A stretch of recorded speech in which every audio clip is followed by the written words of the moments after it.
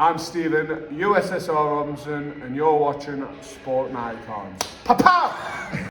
Okay, so yesterday, the WBA, they put out the new rankings for the heavyweight division.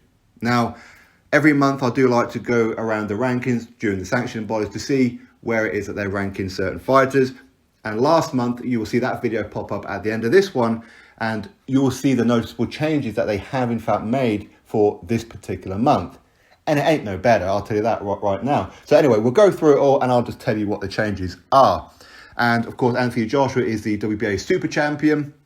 Trevor Bryan is the WBA Regular World Heavyweight Champion. And of course, you've got Robert Helenius as well, who is the Gold Champion after he defeated Adam Kownacki. You don't see the name Robert Helenius on there, but he is the Gold Champion, so he's legitimately the number 3 as far as their rankings are concerned. Now, as far as the rest of them are concerned, Alexander Usyk number 1, Bogdan Dinu number 2, number 3 Deontay Wilder, 4 Charles Martin, 5 Andy Ruiz Jr, 6 Michael Hunter, 7 Luis Ortiz, 8 Adam Kownacki, 9 Chris Harriola, 10 Ajit Kabayel, 11 Daniel Dubois, 12 Mike Wilson, 13 F.A. Jagba, 14 Frank Sanchez, and number 15 Zomko Sabuski.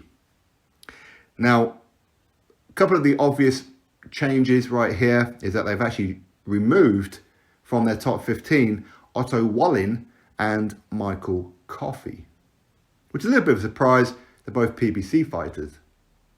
The WBA very, very biased when it comes to PBC lately. But they've dropped Otto Wallin and Michael Coffey, even though both of these guys have had wins recently. Is what it is. So, number 1, Alexander Usyk, complete waste of a ranking, as I said before, because Alexander Usyk, he's fighting for the WBO. Okay, that's where he's going to be fighting Joe Joyce next. Complete waste of a ranking. Why do you have him there? I don't know. Number 2, Bogdan Dinu. Have a word with yourself. A guy who has lost 2 of his last 4 fights, and the 2 fights that he has won out of those 4 fights were against absolute stiffs.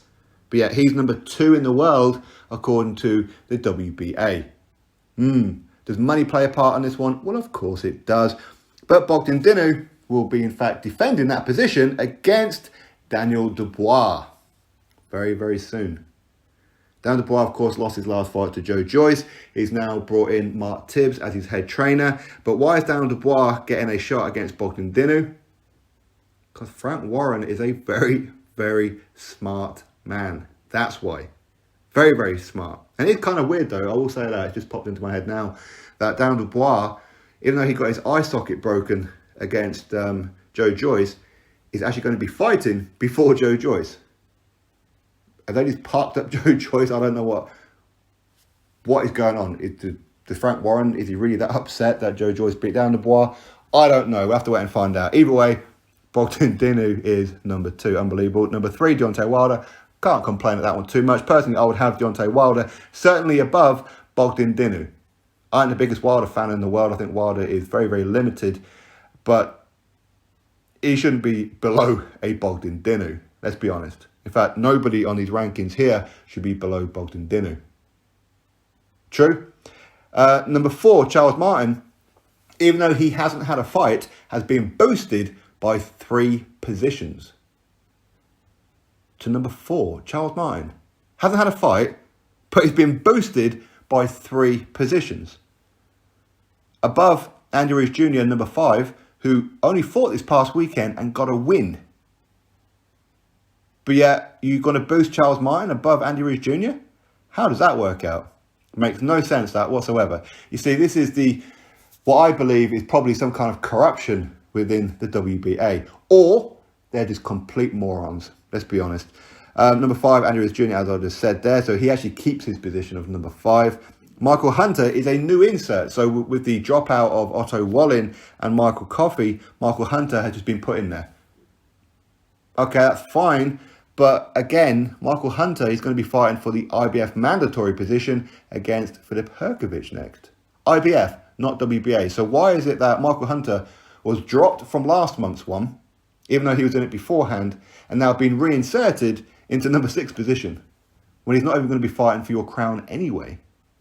That makes no sense whatsoever. Number 7, Luis Ortiz, actually been dropped down by 3 places. I think number 7 is probably a fair ranking for Luis Ortiz, if I'm being brutally honest. Number 8, Adam Kownacki has been dropped by 2 places. Again, this is all because of Charles Martin being boosted in there and Michael Hunter. Chris Arreola, even though he lost this past weekend, only drops down 1 position.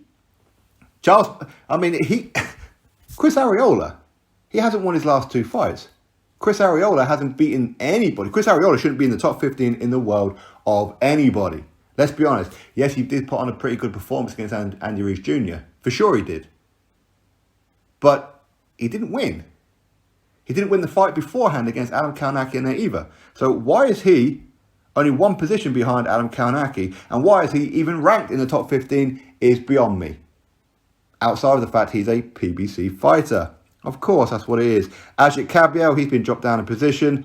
Former European champion. Again, he hasn't fought recently, to my knowledge at least anyway. But either way, he drops a position. Mike Wilson, out of nowhere, is pumped in at number 12.